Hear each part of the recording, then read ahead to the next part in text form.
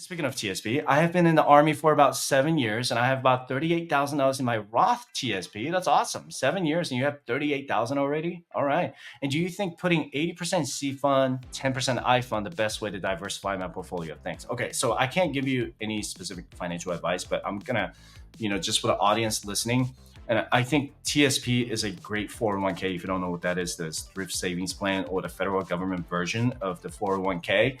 And there's a good majority of my audience, probably 40%, maybe 30% of my audience has a TSP or had a TSP at some point. So 2024 has been a great year. If you haven't been paying attention, the stock market made some really good returns. So just going into the rate of return for the TSP, and you can actually get this at firesidechat.com/resources. So this TSP, I created this, but it gets updated every single day. You don't get that at the TSP website unless you go to the rate of return webpage. I'm going to show you that in a little bit, but you can go to firesidechat.com/resources to get that. And take a look at this. I mean, the C fund has done 23.23% year-to-date return, and today's date is October 16th at the time I'm recording this video. And look, S1 has done well too, at 13%, almost 14% return. I fund at 10%. I don't care for F and G funds. So if you look at a C, S, and I, so what I want you to remember is that it's exposure, right? So if you're putting 80% into C fund, that means you're 80% of your portfolio is exposed to the US 500 largest companies, okay? So that would be the S&P 500 index fund. Now, when you put 10% in S fund and 10% in I fund, it means you're putting 10% into the small cap index fund, and you're putting 10% into the international index fund. And the I fund has made a significant change this year, how they diversify in the I fund. You can take a look at, go to tsp.gov, and I actually made a video about that, so you can take a look. The TSP changes for the I fund, they, instead of going like about 2,000 stocks, now it's to 5,000 stocks, and they're paying attention more to the emerging markets that's outside the US. It'll say specifically excluding USA, Hong Kong, and China, because obviously the US government doesn't want their employees or military members to be investing in Chinese stocks, and who happens to be our adversary at the time. Well, for hopefully not forever, but maybe for the foreseeable future. But if you go into the tsp.gov and just look at rates of return, and if you want to compare the fund performances, so you got to remember this too. Just because it's done 23% return this year for the C fund, or 36% in 1 year return for the C fund, it doesn't mean that it's going to repeat the same thing in 2025. We don't know what's coming. There are geopolitical tensions. Election, not so much. That, I don't really care. That's really irrelevant to the stock market, how the stock market performs with the election results. But it's more of a what's going on economically. So what we want to pay attention to, what's going on with our interest rate, the Fed funds rates, what's going on with the global economy, the labor market, all that stuff, right? So if you look at C fund, 36% return, that's incredible. And look at S fund at 28%, I fund at 25%. I mean, some people may argue with me in the comment section that you can just put all 100% into the C fund and you would have been fine. Sure. But some people still want to have that exposure to maybe the S fund. So if you go back to, there's 1 year that S fund outperformed 2020. Take a look at 2020. S fund performed 31% return, and C fund performed an 18% return.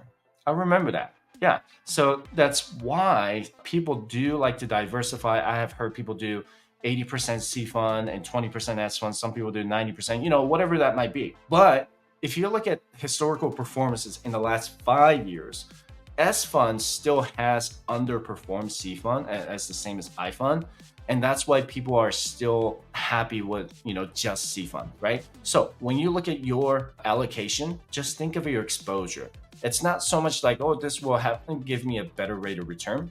It's possible, but just looking at the historical returns, S and I funds have not outperformed the C fund. By the way, did you know that over 50% of Americans who make over $100,000 a year are living paycheck to paycheck? So is it always an income problem or a spending problem? If you're having trouble figuring out your budget, I encourage you to download a budgeting app called YNAB. YNAB stands for You Need a Budget. That's right. Whether you make $50,000 a year or $300,000 a year, every one of you needs to create a budget to achieve financial independence. You need to give every dollar a job so that you can be more intentional with your savings and spending. You can get a free trial without any credit card information by using the link in the description below. Now, you have done an incredible job. What you say, you saved up to $38,000 in 7 years. Now, your goal is to get to that $100,000, right, in your TSP. How do you do it? It's not about picking funds. It's not about picking CS and I funds, right? It's about increasing your savings rate. I don't know your rank in the Army. Maybe you're an officer, maybe you're an enlisted. What you really want to pay attention to is actually calculating your correct savings rate. And the military guys, they actually mess this up a lot. And I'm going to show you this real quick, because part of their paychecks are non-taxable income. So they can't put their BAH and BAS, which is a housing and food allowances. They don't get taxed on that. So when it's non-taxable income, you can't contribute that to the TSP. You can only contribute taxable income, which will be your basic salary, your basic pay, into the TSP. You can put your bonuses. If you get a re-enlistment bonus or some kind of annual bonus, you can put that into the TSP as well. So just keep that in mind. So let's say you make, I'm going to make it easy. Let's say $3,000 a month is your basic pay. I know that's low, sorry.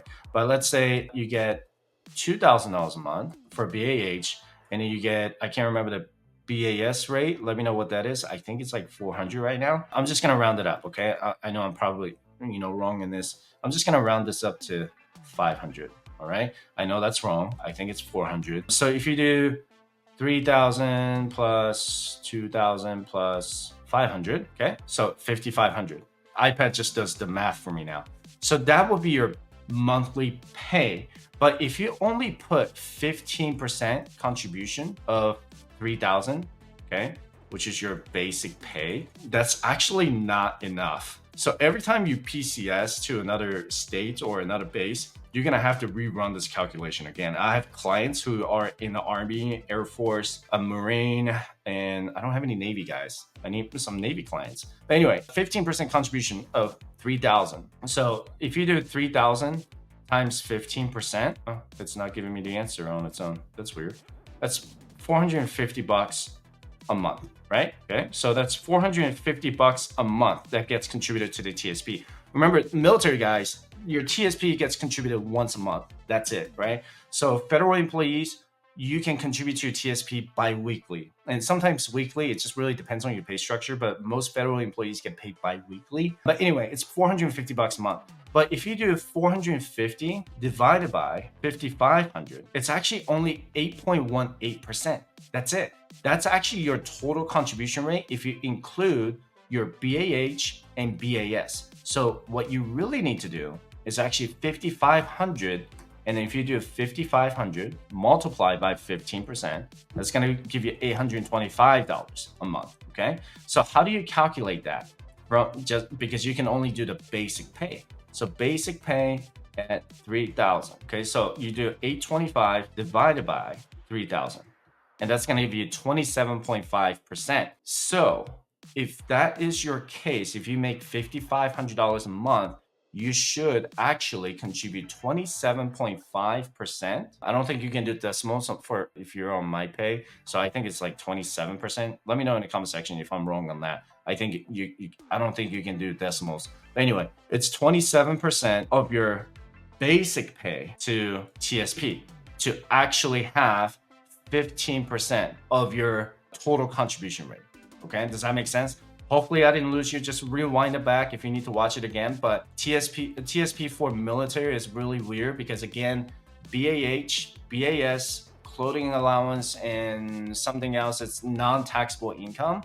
And if you have like specialty pay, like if you get a flight pay or, I think hardship duty pay, that's non-taxable, but specialty pay, your basic pay, your bonuses, those are taxable income. So you can only contribute to your TSP from that. So if you only put 15% from your basic pay, it's actually not going to be enough to achieve your goal because you're not accounting for this theoretical BAH rate and the BAS rate. So I hope that helped you a little bit because you have done a great job saving $38,000 as an Army guy. Let me know what your MOS is.